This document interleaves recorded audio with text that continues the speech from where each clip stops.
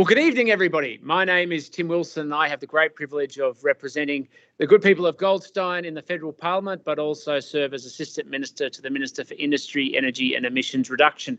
I'd like to start tonight's broadcast by acknowledging the traditional custodians of the land in which we meet and pay respect to their elders past and present. And tonight's a really exciting opportunity for people all around Australia, and we do have people from all around Australia participating to understand some of the challenges we face around getting to a pathway to net zero in the Australian way. We know there's a lot of confusion in the community. We know that there's a lot of interest in what it means for you.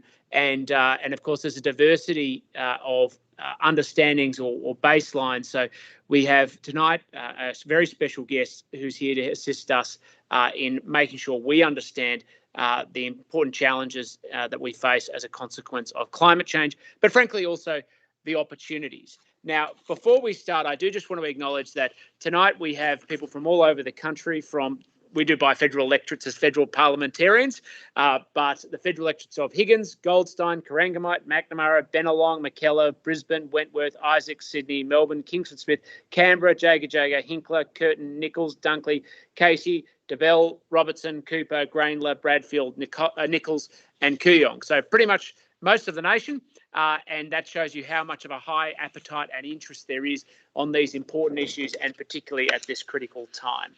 And as I said already, climate change is one of the biggest challenges that our country faces, but also one of the biggest opportunities. And of course, we don't face it in isolation, we face it with the world. And so while there will be disruptions as we try to reduce our greenhouse gas emissions, we also have the opportunity to harness new technologies and make our world a safer and cleaner and greener place at the same time. And frankly, make a buck out of it while we're at it. Because, of course, a lot of the focus on technologies is ultimately commercial, and it's designed to be able to build a more sustainable world. We know that local solutions are not going to be enough. We need to be part of a global solution. Often you'll hear people say that, oh, we're only 1% of the world's emissions, therefore there's no justification to take strong action. I fundamentally disagree. If we apply the same approach to littering, our streets would be covered in litter if it was only about 1% negating their responsibility. It's going to require the entire world to take responsibility, and technology is going to be a really important way that particularly developing countries are able to cut their emissions, the sources of emissions growth, often around the world, while also continuing to lift their citizens out of poverty. And of course, we also need to make sure we take the entire Australian community with us.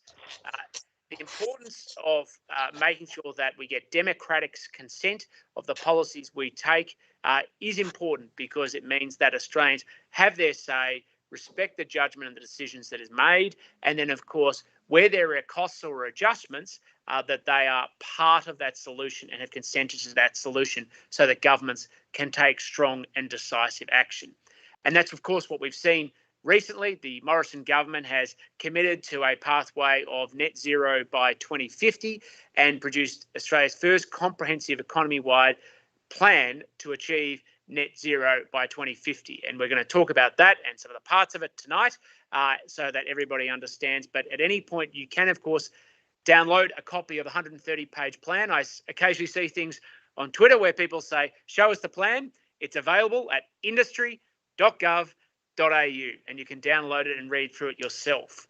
And of course, this also comes off the back of the Glasgow conference, which is still going, but has also provided a framework of what other countries are doing and what we need other countries to do to meet the same sorts of ambitions that we have. Now, tonight we have a fantastic special guest, which is Australia's former chief scientist and now international air technology czar to the stars, and of course, he always likes it when I call him that, Alan Finot. Now, Alan is not in Australian public policy. He's somebody who has been involved over a long time, and particularly over the past 5 years, he did the review into the electricity market. He's done investigations into the potential of hydrogen power and its role is part of Australia's technology solutions. And of course, he's been involved in the 2 iterations of the technology roadmap, which is the foundation or one of the key pillars of the path to net zero by the Morrison government. Now, if you have any questions for Alan, we have a truckload already. I can tell you that, pre-submitted. But if you have any questions tonight, you can fill them out online and submit them to us, and we'll do our best to get through as many as humanly possible. But first, over to you, Alan. Thank you for coming with us tonight. And why don't you give us your understanding or your approach about why we can reach net zero as a nation and as a global community, utilising technology and, of course, locally with what we're calling the Australian way. Tim, thank you so much for that introduction. You can talk any time. And you captured the most important macro issue here. It doesn't really matter what the policies are. The vision is for the combination of prosperity and emissions reductions. We really do believe in having our cake and our ability to eat it too, if you like. The goal has to be both of them: economic growth, prosperity on one hand, and rapid reduction of emissions. And as you indicated, there's an opportunity to build economic value in emissions reduction. So let me say, what a difference 2 weeks made. Exactly 2 weeks ago, on October the 26th, the government announced net zero 2050. And that was, as you know, after a lot of internal discussions and planning. On November the 2nd, just about a week ago, in Glasgow, they announced the update to the low emissions technology roadmap. That's the roadmap that I've been chairing the expert advisory panel, which advises the Minister and the Prime Minister of the government. And we did, as you said, a big release last year and a major update released in Glasgow last week. And it's fewer than 130 pages, Tim. It's only about 90. And it's actually a pretty easy read. And I do recommend people to look for it. The Low Emissions Technology Statement 2021, it's formally called. And then today, it's more future fuel strategy, which is an excursion into supporting choice when it comes to electric vehicles through funding public charging and refueling. In the last 2 weeks still, we've had COP26 playing out. Big things have come out of that. It's not clear yet how impactful they will be. There was the Global Methane Pledge. 100 countries signed up to it. The Declaration on Ending Deforestation, 100 countries signed up to that. And there's working as we speak on international carbon market trading. All year, Tim, we're getting a lot of paper noise from you, if you want to come in. All year, that's just the last 2 weeks, all year we've had intense pressure from the Biden administration in the United States on the Australian government. We've had intense pressure from the Johnson administration in the UK, not just on us, but on all countries. There's from the European Union, the threat of carbon border adjustment mechanisms. There's, of course, the science speaking recently through what I call the Code Red Alert from the IPCC report. And companies are facing pressure from shareholders. They're facing pressure from their insurance companies, from the regulators, from the climate activists, and most of all, and this is what companies really respond to, they're facing pressure from customers. If you're a producer, you've got to make what people want, and people are starting to vote with their green preferences. So look, if you look at all of that, all I can say is, other than all of that, it's all been easy. So what I'd like to do is say a few words on the plan that Tim mentioned, a few words on the roadmap, and a few words on future fuel, on the electric vehicle strategy. The plan, as Tim indicated, it actually deeply relies on technology to deliver the emissions reductions. Now, I'll be the first to admit technology doesn't live in a vacuum. You need financing, you need policy, you need community engagement, you need market mechanisms, but the actual elimination of emissions or the removal of emissions is through technology. When you look at the plan, the pillar of the reductions will come from the low emissions technology roadmap. So the plan is the overarching whole of economy plan. The roadmap is the low emissions technology roadmap that I chaired. A lot of the plan success will come from agreements with the states and territories, sort of bilateral agreements, business incentives, critical mineral strategy, all sorts of things, including some bilateral country partnerships. If we look at the roadmap itself, it's now identified 6 priority technologies, and they've not been identified willy-nilly. These are technologies that have huge abatement potential, massive economic potential, and build on Australia's comparative advantages. They are clean hydrogen, because we need hydrogen as a fuel in future instead of gas and oil. Ultra low cost electricity, which will enable pretty much everything else, as well as bring benefits to industry and households. Long duration storage for electricity storage in the national electricity grid. Low emissions metals, specifically zero emissions steel and zero emissions aluminium.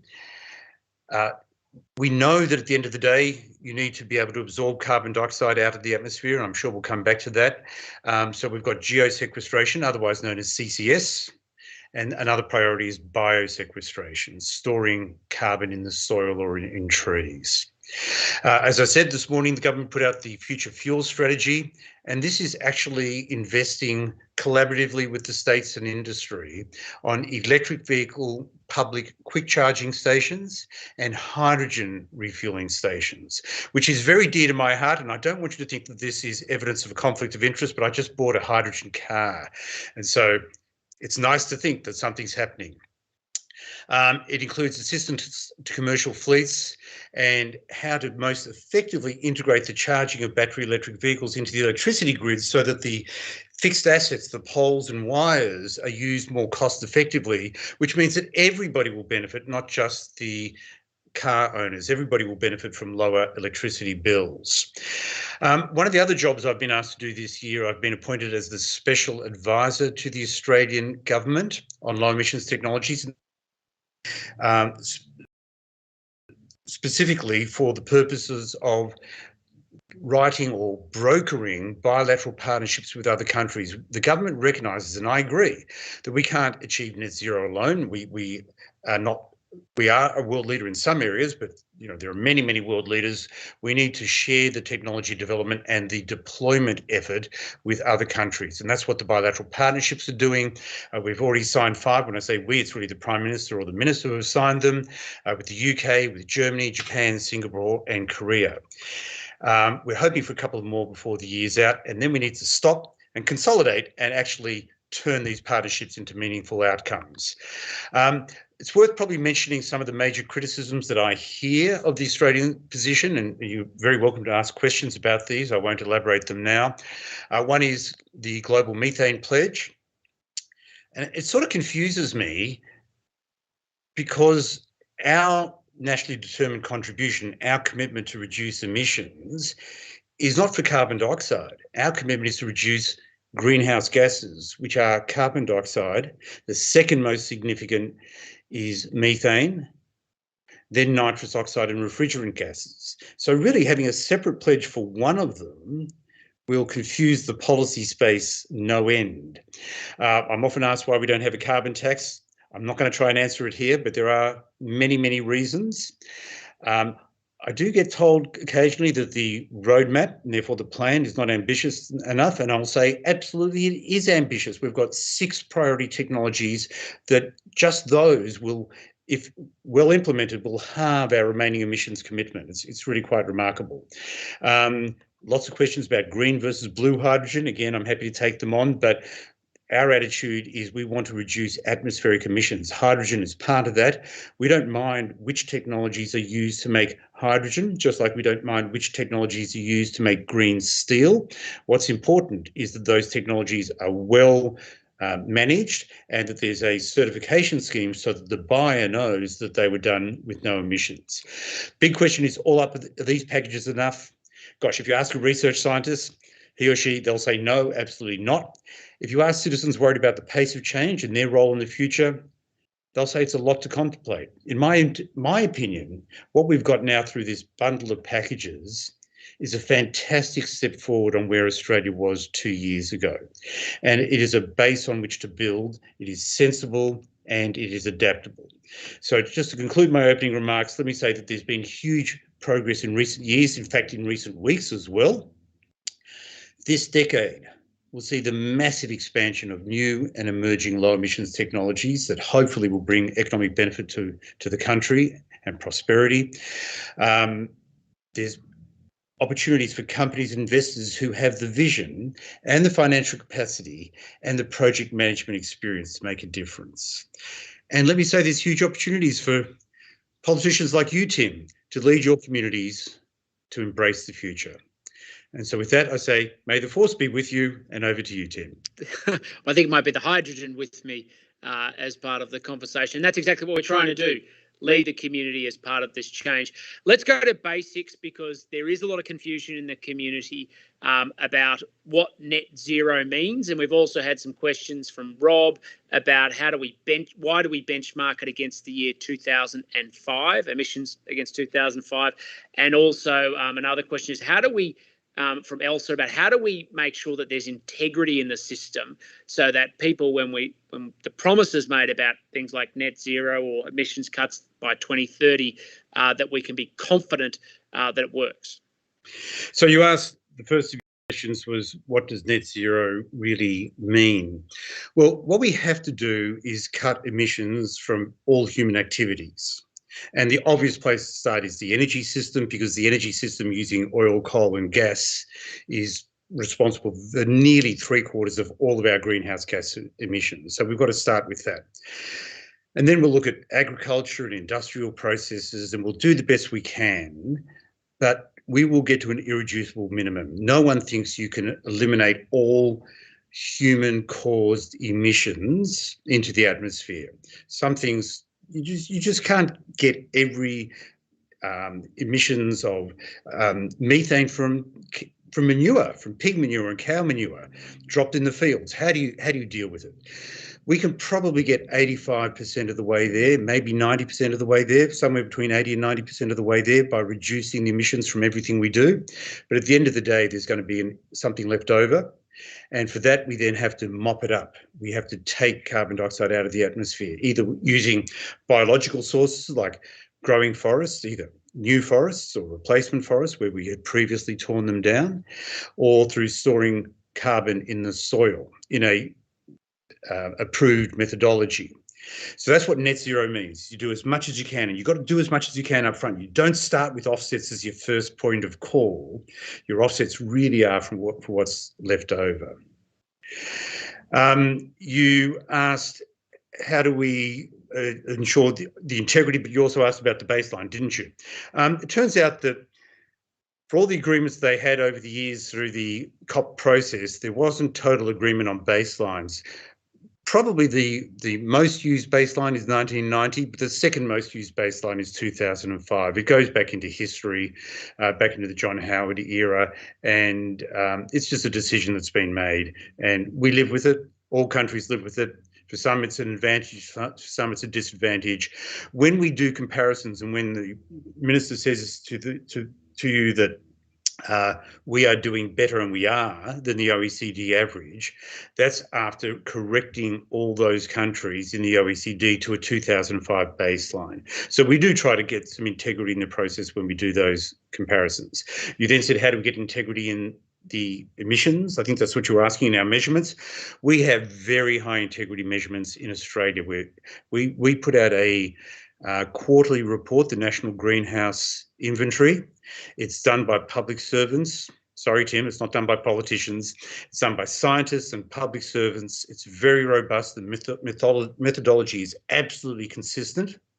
And I have total confidence, not that it's perfect, but it is as good as it can be in terms of counting what we're emitting.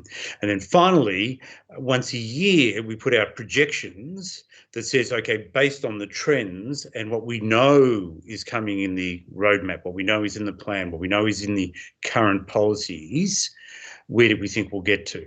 And that's again done by the public service and scientists. Thanks. And I think that's the critical point, is we have a very high, in fact, I'd argue world best practice in terms of integrity measures associated with how we account for greenhouse gas emissions. But it does, of course, raise other questions for people, particularly, do other countries have the same standards? Are they meeting the same level of integrity measures? And Naomi has asked about ultimately whether developing countries are meeting those same kind of standards when they're accounting for greenhouse gas emissions, or does it amount to why bother if they're not going to properly account for them? Look, I don't know the answer, and I guess that no one really knows the answer. Part of what we've got to do is help them in future. So it's very much like the COVID numbers, Tim. You know, what is the death rate in India and other countries in Southeast Asia and Africa, they're doing the best they can. We, as an advanced country, and all the countries in Europe, in fact, all the countries in the OECD, have the capability of doing it well. And I would put it to you that in the main, if not all of them, are measuring their greenhouse gas emissions quite robustly. But there are a lot of estimates. I mean, you don't actually go and measure the leakage from every natural gas pipeline. You have to do sampling and then come up with percentages that you apply across the board. But sometimes those estimates are a bit high, sometimes those estimates are a bit low, but over the years they get refined, and you've got every reason to think that they're a good measure of the mid-path of where we really are. So I can't answer with confidence about the developing nations, but I can answer with confidence about the developed or the OECD nations.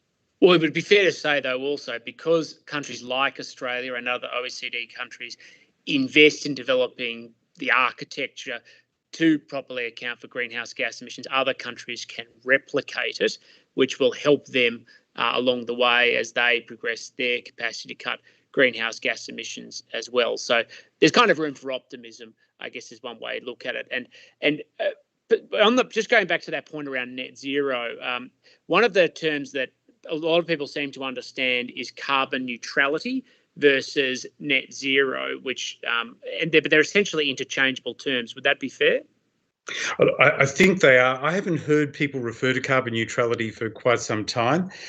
You do hear people talk about carbon neutral buildings, but it is fundamentally the same term. But when we're talking about the planet and national ambitions, net zero is the term that people are using.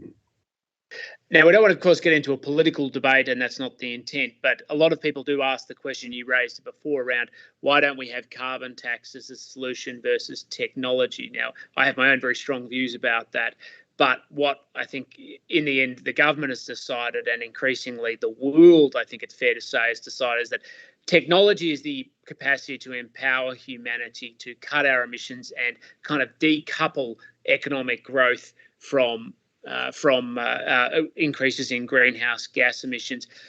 Having reflected on what's been going on in Glasgow, are you seeing a trend towards that model because of where the growth in greenhouse gas emissions are, particularly in the developing world, and their ambitions to achieve economic development while leaving a lighter footprint? So I think the answer is yes. Some countries are taking the carbon tax approach as well as the technology supported approach. Norway's an extraordinary example.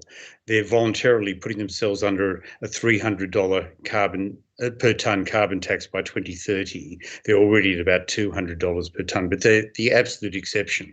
Look, when you think about what we're doing with the low emissions technology approach in the roadmap, that's the government's choice, but we're advising on it, and carbon taxes, the intention is the same. The intention is to get low emissions technologies to the point where they're at cost parity or better with the high emissions incumbents. Now, carbon tax says we'll do that by making the high emissions incumbents more expensive, which means the low emissions technologies don't have to come as low to get to parity. The technology-driven approach says let's invest some government budget money and attract multiplied matching funds from industry to invest directly in the low emissions technologies, but without touching the existing high emissions incumbents, to get them down to the price that they achieve cost parity. And that way, if it's successful, the price of energy, the price of all the things that we use stays low. A carbon tax temporarily pushes it up, but temporarily could be 5 years, 10 years, 15 or 20 years. Making it easier for the low emissions technologies to get there. The other approach is a more directed approach. Let's say which are the technologies we need more than any other, and how can we accelerate them down their cost curve? And by the way, government investment into direct support of technologies has proven to be extraordinarily successful. So it's not carbon taxes that have made solar and wind electricity and batteries cheap. It's government support for the initial adoption through subsidies, through feed-in tariffs, through reverse auctions and all sorts of things. If you went back 20 years ago, solar and wind electricity were inconceivably expensive. And they wouldn't, there's no carbon tax that you could conceive of that would have made them attractive or cost competitive. It was the direct investment through subsidies by government with industry piling on that built up the volumes so that the solar and wind went down their cost curve. And then batteries was really driven by the market for phones, for smartphones, where everybody wants their phone to last at least a whole day and preferably two, by the market for electric cars, which is booming around the world, as you know. And then as a benefit of that, as a consequence, they started using batteries for supporting the electricity grid or your solar panels at home. But that came last. So it hasn't been a carbon tax or even in direct government investment in the case of batteries that has achieved this extraordinary cost reduction, but it certainly was in the case of solar and wind. Bill Gates uses the term, and others do too now, of the green premium. So initially solar and wind were much more expensive. You paid a green premium if you chose to buy green electricity. But now it's come down to parity and below parity, and so now we're enjoying a green discount from solar and wind electricity. And let's go then to some of the individual technologies, because I know there's a lot of, again, confusion about what some of them are. I don't think we need to go into too much detail about ultra low cost solar. It's pretty self-evident the cost of solar has basically gone down every year by about 10% for a number of years now. So, you don't need additional support and assistance, and that's the basis in which we see so many people putting on their roofs. But once upon a time, as you outlined, you did need that additional support either through direct subsidies or through feed-in tariffs, and of course schemes like the renewable energy target. But let's look at one of the ones that's big. And today I was at the Toyota Altona plant with the Prime Minister launching the Future Fuels strategy, and they are looking particularly at the role of hydrogen. And you talked about hydrogen fuel cell cars, so it obviously has a transport purpose, but it's not just a transport purpose. Why is hydrogen such a critical technology for Australia? So hydrogen is a critical technology, not just for Australia, but for the whole world. So the transition, the best bang for the buck as we're trying to reduce emissions is through energy. As I said, nearly 3/4 of our emissions come from the energy sector, oil, coal and gas. And if we can replace them with a zero emissions alternative, wow, what a fabulous outcome. 3/4 of our emissions gone, as long as we're not giving up lifestyle or paying a price penalty. So how do we do that? I describe it as a 3-step process, and I will get to hydrogen, but I'm going to talk about electricity for a bit, Tim. It's a 3-step process. The first is to look at our existing electricity system, which we depend on in everything we do all day, every day of the year. Look at our existing electricity system and drive its emissions to zero. So that's why we're bringing in more and more solar and wind electricity into the Australian grid. To do that, we have to support it with batteries, with transmission lines, with pumped hydroelectricity, occasionally with natural gas for firming it. It's a complicated, difficult process. It's a huge task, but we're making good progress. And currently, in the last quarter, we're getting up towards 30% of our electricity in the national market coming from renewables, which is great. But we have to take it to 100%. The second thing is to look at the transport sector. The cars, the small trucks, the big trucks, the buses, the trains, the domestic aeroplanes, and say, gosh, they're totally dependent at the moment on petrol and diesel.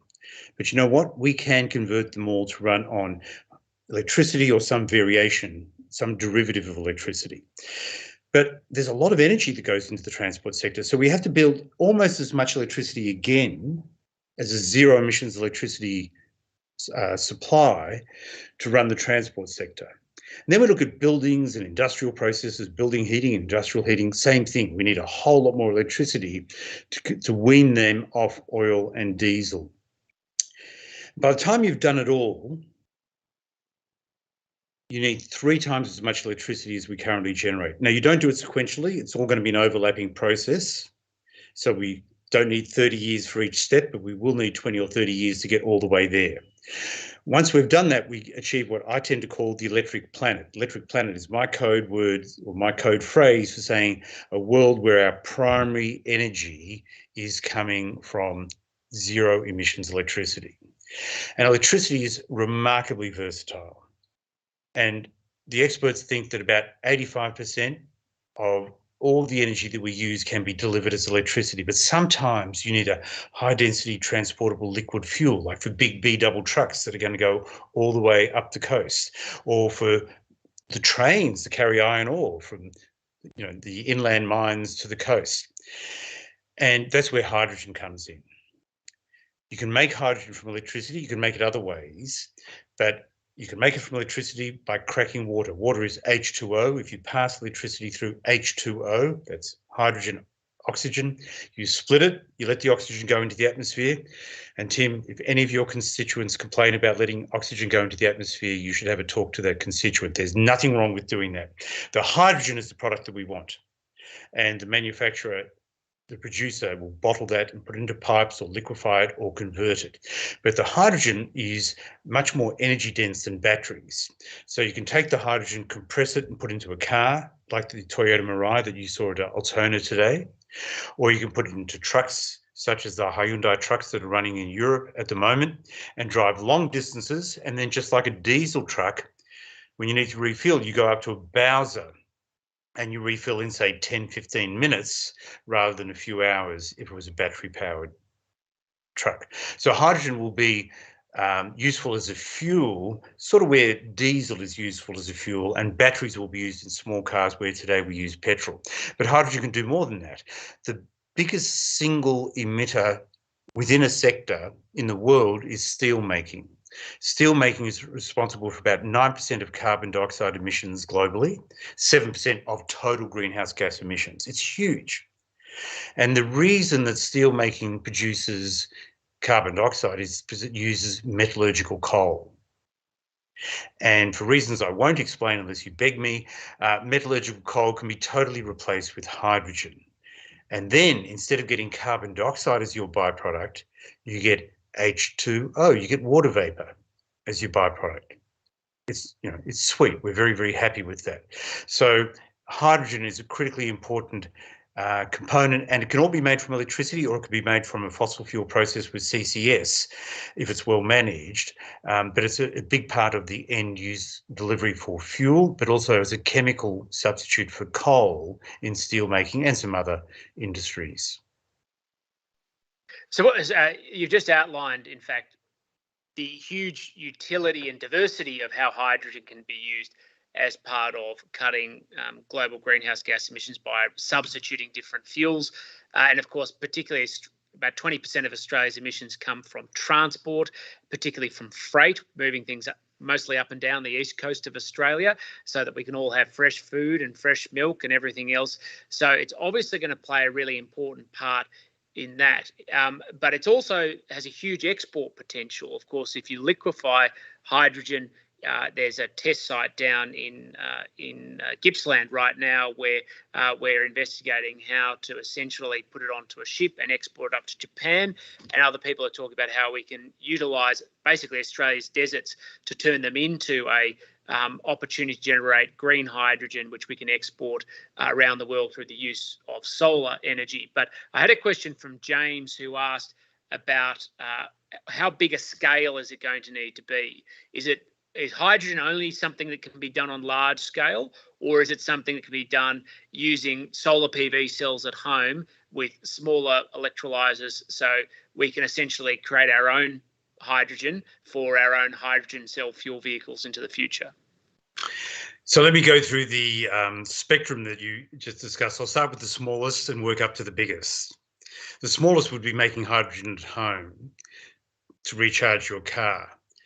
And it's highly, highly unlikely, because if you've got the ability to do that at home, you've also got the ability to charge a battery car. And it's just simpler, much, much cheaper than investing in a fuel cell, and you'll get permission. I don't know, no one's done it, and so there would be safety issues. Not yet. Despite having said that, that's right. Despite having said that, There's an Australian company out of Newcastle called Larvo that's actually making a hydrogen battery for home. So if you think of the Tesla Powerwall and other batteries for home use, they typically have about 13 to 14 kilowatt hours. A kilowatt hour is just the unit of electrical energy. That's what you pay for on your bill. Larvo sells a box that's about 3 times bigger, but it stores 3 times as much energy. So you can run your house for a couple of days, and it's storing all that energy as hydrogen. So there's 2 inputs to the box: the electricity from your solar panel and a bit of water from your pipes. It makes hydrogen, stores it internally, then uses that hydrogen to regenerate electricity when you need it. As you go up, let's say that you're contemplating going to a hydrogen refueling station because you're driving a hydrogen car or a hydrogen truck, Tim. You'll go to a refueling station. There's a good chance that they will make the hydrogen on site, but there they'll be using a machine called an electrolyzer that is much bigger than anything you would do at home, but it's still not gigantic. It would produce enough hydrogen for maybe 40 or 50 cars per day, and it would be a 1 megawatt unit, which is actually bigger than the one you saw at Altona, but that's, it's half a megawatt to a megawatt is what you would use for a vehicle refueling station. But when you're getting serious about making hydrogen for export, and this is something that Australia has to look at, I mean, we will, not because we're arbitrarily shutting it down, but we will be needing to replace our oil and coal, our gas and coal exports, because demand will dry up eventually. I don't know when it will dry up. 15 years, 50 years, it depends on the nations of the earth actually delivering on their commitments. But eventually, it's clear the world is going to a zero emissions future.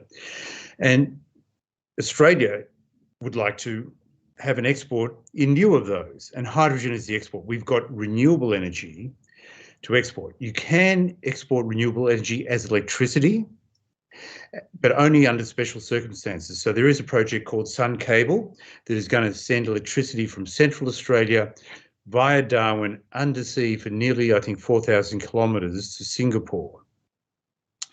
But now you've got a point-to-point electricity delivery. And that's not how the world of energy trades or works. It's much more flexible than that. Much easier is to produce the hydrogen, put it in ships, and then you've got a worldwide trade, unlimited distance. And as buyers and sellers change their minds, the ships can be rediverted. You're not limited to a single course. So hydrogen export is a big opportunity. Now, if we were to be exporting as much hydrogen in future, 20 years from now perhaps, as we currently export LNG, and that question, I'm putting that to you in energy terms.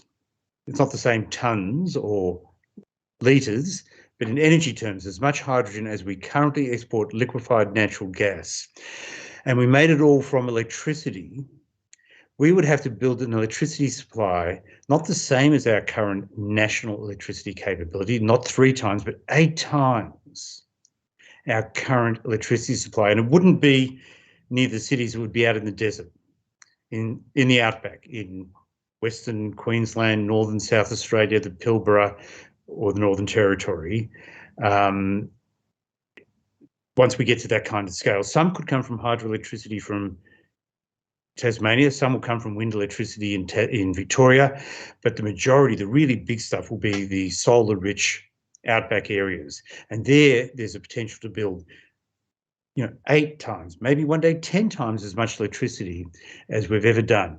And that means we need solar at extraordinary scale we've never done before, wind at an extraordinary scale we've never done before, and the electrolysis machines, the gadgets that crack the water to make the hydrogen. So it's a big build out, a lot of jobs, a lot of investment, and a lot of ongoing export potential. So we've touched on hydrogen, and we could go on about it a lot longer about the different grades, about what's blue, what's green, what's pink. There are so many. There's a full colour rainbow spectrum of hydrogen options. But let's move on to another technology, which is in the area of carbon capture and storage, because I think this is one where there'll be a lot of debate in the years to come. You said to get sort of to net zero, there are some things, some emissions you can't stop, and some of them we obviously can. But where we can't, we have to offset them, which means either we find a way to sequester them into the ground or put them deep underground through carbon capture and storage. How do you see the viability of that technology? And that's one that's been put by a few people, including Andrew from Paddington. How viable is it? Not in the theoretical sense, but in the practical sense. Does it work? Can it be used today? And if it can't, how long till it can be? So the third question is immaterial because it does work and it can be used today, but it's not nearly at the scale that the International Energy Agency, the United Nations IPCC says we need to get to. So there are around about 20 projects using CCS around the world at industrial scale that have been running for many years, even up to a decade or two.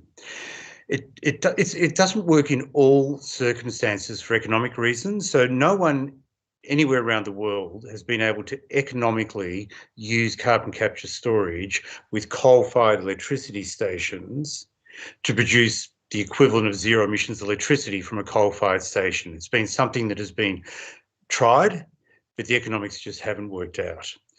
But it has worked out for other applications, for industrial applications such as cement making. It's being used. Natural gas producers, they've got two bugbears. One is that when the natural gas is used by their customers, it produces carbon dioxide. But another is that they've got direct responsibility for carbon dioxide emissions as they're extracting natural gas. When you put in a well and find natural gas, what you're looking for is methane, a chemical called methane. And you wish that it was 100% methane, and then you'd manage that very effectively. But many wells have 10% or 15% carbon dioxide mixed in. And there's an increasing requirement, certainly in Norway, the Northwest Shelf, for the producers of natural gas to be responsible for their carbon dioxide emissions at production by separating out that carbon dioxide, which they have to do anyway, and burying it. Santos recently announced that they're going to do that in Moomba, and they're well positioned because they've got depleted gas wells, which for millions of years have held gas without leakage. And you know what they're going to do? They're going to put gas, a different gas called hydrogen, back into those wells with the intention that they will hold the hydrogen essentially forever. So that's an application which is likely to work quite economically. The government has recently announced that CCS will be eligible for credits under the Emissions Reduction Fund, and that will help Santos and other companies like them to manage the economic challenge so that they can cost effectively fulfill their responsibility. So in terms of it being safe, the carbon dioxide is stored underground really forever, and there'll always be monitoring. It'll be done very cautiously, and it has been for a long time. The economics don't work in all cases. It might work in cement manufacturing. Cement manufacturing is really tough.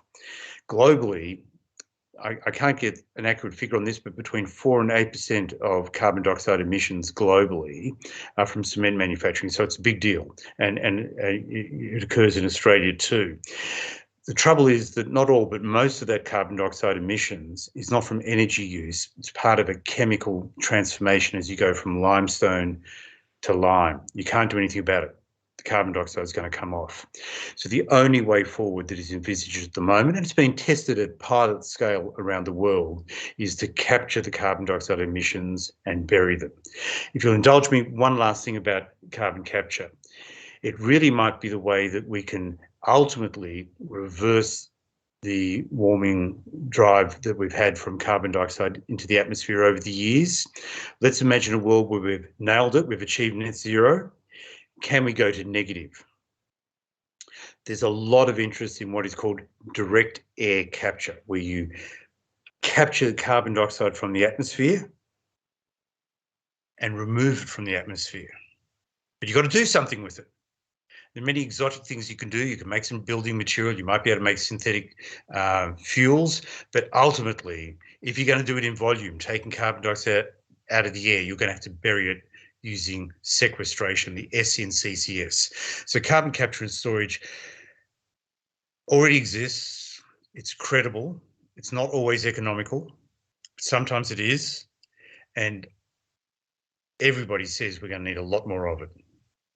And I think that's a really important point, because some people say, isn't it just a cop-out? It means you can keep business as usual without actually changing. And firstly, I don't think that's accurate. But secondly, if you look at another area of growth opportunity for Australia, it's in the space of critical minerals and rare earths, which are often metals that are necessary to develop a lot of renewable energy sources, including solar PV cells. But to extract them from the earth also involves fugitive emissions. So if you want to build renewables, you'll have emissions that you don't intend to, and you've got to ultimately put them back underground as well. So it has a place. And one of the things, one of the misunderstandings, it's not just Australia that's adopting CCS. The International Energy Agency's 2050 report to get to net zero includes as a critical technology. The IPCC, the Intergovernmental Panel on Climate Changes, does as well. So it clearly has a place, but like all technologies, it's fair to say it has a way to go. It does, but mostly on economics, and that comes from volume. You said that some people criticise it for being a cop-out. It's not the first cop-out that somebody's looking to get an easy way out would choose, but it's expensive. It's much more cost effective to reduce the emissions from your industrial process and use offsets only for that residual that you can't get rid of than to use it in the first instance. And it's also morally questionable whether it's appropriate to use offsets in the first instance. So all the people who consider it and think about it, none of them are recommending offsets as a cop-out, as a first practice. It's the last resort, or the negative emissions at the end. And you're right, IPCC and the IEA have strongly recommended it, but so is the Biden administration. And as you know, they're very focused on reducing emissions. They're putting a lot of money into carbon capture and storage. So is the UK Johnson administration, very committed to reducing emissions, but recognises the essential need to be able to capture carbon dioxide for those processes for which you have no choice. And you outlined before that, we still need cement. We're going to need cement. Now, there might be a technology that transcends cement and means we won't need it any longer, but we're not at that point now. And making up for 8% of the world's emissions, you need to find a way to both reduce them and, where they exist, to offset them. So that's what we mean when we say building materials are part of a priority technology because of its place in terms of the physical infrastructure. But there's also exciting stuff happening in the building material space. For instance, in Canberra, and I've talked about on television a few times, where they've essentially turned bricks into a form of stored carbon, where you can capture CO2, put it in bricks, and then it becomes part of the built environment, but is effectively taken out of the atmosphere. Have you seen any other types of technologies in the building material space? Yeah, there's an Australian company in Newcastle called, I think it's called Minerals Carbonation, and they're actually using captured carbon dioxide to make plasterboard and plaster materials. Fantastic. In reality, there's so much carbon dioxide we have to deal with that you'll probably not be able to do enough with building materials to make a substantial difference, but everything counts. And I'll tell you what else? It's changing behaviour of one of the big oil players, maybe the biggest, Saudi Aramco. Oil production in Saudi Arabia. They've been developing processes to capture carbon dioxide into concrete. And 200 kilograms of carbon dioxide can be captured into every tonne of concrete. And concrete is, by volume, by far the most produced material in the world. So 200 kilograms of carbon dioxide in every tonne of concrete at the level that we're using concrete actually starts to add up. So just quickly, because we are running out of time and we're very appreciative of your time, is one of the big interests is, what does this mean for our agriculture sector and particularly for rural and regional communities? And this is a question that about 70 people have emailed us about, which is, where's nuclear? Why isn't nuclear part of the conversation? Okay, two questions, agriculture and nuclear. In the agriculture front, it's really quite difficult to eliminate emissions from agriculture. If you look at Australia, 13% of all of our greenhouse gas emissions come from the agricultural sector, and just under 10% come from cows and sheep belching, burping, whatever you want to call it. They burp methane, and methane is a very potent greenhouse gas. So there are lots of ideas out there, but nothing's turned yet into a large-scale solution. But I think there is progress being made. In New Zealand, they're doing a lot of work on trying to vaccinate the cows against the bacteria in their stomach that makes the methane. In some parts of the world, they're trying to breed cows that won't accommodate the methane-producing bacteria in the first place. Australia, I think, is making the best progress through the CSIRO and James Cook University, and now through a private company that's spun off called Future Feed. They've developed a feed supplement called Asparagopsis. It's from a red algae, a naturally growing seaweed in the temperate waters around Australia. And if you put in 1/10 of a kilogram per day into the roughly 10 kilograms or 20 kilograms that a cow eats, it reduces by 80 or 90% their methane emissions. And if we adopt that and get it going well in Australia, it's not easy because a large fraction of our cows are free ranging and it's hard to get the feed supplement to them. So there's still a lot of challenges. But if we can crack it, we'll have an export market selling low emissions meat to the people around the world, especially in Europe, who want to eat their meat, but are very conscious of the fact that meat has a high emissions profile. So that's one way that Australian farmers can really fight back the threat from so-called lab-grown meat or plant-derived meat that is trying to compete, like soy milk competes with milk. There are synthetic alternatives. So that's enough on agriculture. The big elephant in the room, Tim, nuclear. So around the world, there's a lot more interest in nuclear now than there has been for a long time, and a lot of interest coming from European countries in nuclear, a lot more than there has been for a long time. And there's a resurging interest in Australia, if you can believe all the polls, in using nuclear, in many cases from younger people who are genuinely concerned about greenhouse gases and emissions and growing up in a world with climate change, and see that nuclear can be a solution. Why is nuclear why could nuclear be part of the solution? Because nuclear produces electricity with absolutely zero emissions, and it's electrically well behaved. Solar and wind produce electricity with absolutely zero emissions, but electrically they're very badly behaved. And but that's okay. We can support them with batteries and transmission lines and pumped hydro and all sorts of other things.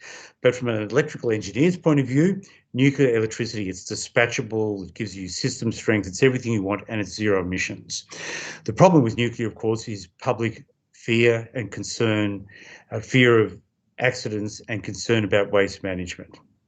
So if Australia is ever to have nuclear electricity in the mix, it would be a really convenient contributor to the electricity system, but it's a discussion that Australia has to have before any government could possibly recommend it. The future world of nuclear would be different to the past. In the past, up until now, electricity generators are gigantic establishments, like as big or twice as big as a Hazelwood or a Yallourn or Bayswater coal-fired station. And so the consequence of one going awry is significant. But there's a move around the world to build what is called small modular reactors, SMRs, small modular reactors, not as you or I would think of as being small, Tim, small as in the sense of maybe 300 tons, small as in the sense that you could transport it from a factory to the field on a giant flatbed truck with 120 wheels occupying 2 lanes and with a police escort, but at least it's small enough that you could transport it. And there may be a 20th of the size of the big behemoths that have been done in the past, and because they're made in a factory, they can be perfected and licensed once, and then just used again and again and again and again in a very reliable fashion. And the last thing I'll say is that they've been designed, and who knows whether they will deliver on this, but they've been designed to be fail-safe. So if the network of electricity supply around the generator fails because of an earthquake, or in some countries a tsunami or a cyclone, they just fail passively, they turn off. So the SMRs, the small modular reactors, are where the excitement lies when it comes to considering nuclear, but we have a long way to go. It's not a topic that is being actively discussed in Australia at the moment. which is fair enough. It's a decision that Australians have to make, but I am getting a lot more questions about it. You just said you got a whole lot of questions about it, and there are a lot of surveys that are showing a growing level of interest, actually support for consideration of nuclear in Australia, and we're certainly seeing it overseas. In fact, the UK government has made a series of significant announcements in the past 24 hours in this space. And it is one of the technologies on the kind of what we call watch list of the long-term technology roadmap that the government has produced, and you've obviously fed into that as well, just to watch it and see what happens in terms of cost competitiveness as part of that conversation. Final two quick questions, because I know we've lent on your time. Some people have asked about gas. There's been debate about, should we be replacing coal with gas, or shouldn't we just be going straight to things like solar? You said in your quarterly essay about gas has a critical role as what we call a transition fuel, because you go from coal to gas to then retrofit that infrastructure to use it for future for hydrogen. Is that a fair summation? So almost. So what you saw in, say, California and in England was the use of gas to replace coal. So England uses virtually no coal now. America's dramatically reduced, more than halved its use of coal, but they very much used natural gas as a baseload continuous generating replacement. And that gives a lot of concern to many people, because you're replacing one fossil fuel with another. It's a much better one. It's about half the emissions, but it's still a fossil fuel, still generating emissions. That's one way you could interpret transition, as a replacement for coal. In Australia, we're not going that way, certainly not on the East Coast. We've got still about 60% of our electricity, or slightly more, comes from coal. But what we're seeing, it is being replaced by solar and wind electricity, and that's a good thing. The role of gas is to help that solar and wind electricity operate securely and reliably in the electricity system as we're bringing on more batteries and more transmission lines. So we call that firming. It's using natural gas to support the solar and wind, and that's a very important role for natural gas. But I did say, and you correctly caught that with time, we'll be producing lots and lots of hydrogen from excess solar and excess wind, which we can then store in massive storage caverns and convert the gas generators, the natural gas generators, to run on hydrogen.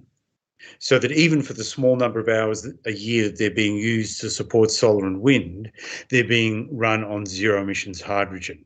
So gas is important as a transition fuel, but the word can be interpreted two ways. We're not using gas to replace coal. We're looking at solar and wind to replace coal, with gas to firm up to support the solar and wind. All right, finally, that was a question from Rob from Cheltenham. Final question before we wrap up, which is from Anna from Waverley, where this all feels very big to a lot of people. It's a global challenge, and it's easy to think that it's all up to governments to make these decisions, or big business to make these decisions. But actually, we as individuals can take responsibility today to reduce our footprint and be part of the solution. Are there any practical steps you could recommend to us about how you can reduce, as an average citizen, your emissions footprint? Well, there are a lot of practical, a lot of impractical. In terms of national scale, the impractical ones are probably asking everybody to become vegan, or asking everybody to give up their cars, stop their international travel. To the extent that people can, that's terrific, but it's been talked about for a long time and it's never really taken hold. But as individuals, through our purchasing decisions, we can influence where companies are going. So it depends on what you can afford. But if you can afford for your next car, might be 2 years from now or 3 years from now, if you can afford for your next car to be an electric car, then buy an electric car, because that is reducing your emissions footprint and sending the signal to the manufacturers that that's what consumers want. If you can afford to pay a small premium, it's not huge, but a small premium on your electricity bill, not everybody can, but if you can, to buy what's called 100% green electricity, then do so, because that's helping the producers build more solar and more wind through your purchasing decision. When you're engaging with public companies, probably the worst thing you can do is pressure them to divest themselves of assets. Like, I'll leave Australia out of it, but overseas, Exxon in America and Shell in the Netherlands have been pushed by investors to divest out of their oil and gas assets. And all that means is that somebody will buy those assets from them and continue to run them, and the company that buys them won't be a public company and won't run them as well. But what you can put companies under pressure for, healthy pressure, is for them to use electric vehicles in their fleets, for them to run their industrial processes off zero emissions renewable electricity. There's some pretty clear examples of things that you can do right now, or if you're in a position to be able to go off and buy a hydrogen fuel cell car, though it's a bit challenging at the moment to top it up. I bought a scooter recently, an electric scooter, to get around the electorate. So that's a step in that direction. But really, what you've highlighted tonight, and it is very complicated, and is that to get to net zero or carbon neutrality, not just for Australia or the world, it's not as simple as a policy, a single policy. It requires a portfolio response, because there are so many different challenges we have to face, from agriculture to buildings to, of course, electricity, which gets a lot of attention, but also other sectors of the economy, which transport, for instance, and freight, which we're all going to continue to rely on mobility to be able to live our lives. We haven't got into international transport, and of course that includes both shipping and planes, where you need an alternative technology. So really what you've highlighted is, unless you want to give up your entire standard of living or quality of life as we live it today, technology is going to be the fundamental way where we transform our capacity to be able to live our lives, particularly as global attitudes continue to want to be able to live a higher standard of living. Yes, that's not. Well summed up, Tim. All right, very good. Well, thank you very much, Dr. Finkel, for being with us tonight. Now, we didn't get through every question. I know that we tried to crunch as many of the topics together. And of course, as Dr. Finkel went along, he answered many of the questions that were put to us. And I've no doubt there'll be many more that will continue to roll in. But it's been incredibly useful opportunity to demystify a lot of the conversation. As I said, we have people from all across the country who are keen and interested in the policy space, which is a healthy sign. It shows how much they're interested in the future of their community, their country, and of course the health of their planet, but also that where the economic opportunities lie. And I can recommend your quarterly essay, which goes through how Australia can go on this journey. It's very consistent with the Morrison government's plan, as is, you mentioned before, Bill Gates's book that came out recently, which again is very heavily focused on technology as part of the solution. And that's what we want to see, an international community where we're solving these challenges, not just for us, but for future generations. But we can't do it without great minds. And Dr. Finkel, you are a great mind on this subject matter. You've given us a fantastic insight, and we thank you so much as you drive off into the sunset in your hydrogen fuel car. Thank you, Tim. It's been a pleasure. And thank you, everybody, for participating, and for all of the members of Parliament and senators who cooperated with bringing together tonight, and of course James and Sam from the Goldstein office as well, who helped bring it together. And again, if you're interested in the government's plan, you can find it at industry.gov.au. Good night, everybody.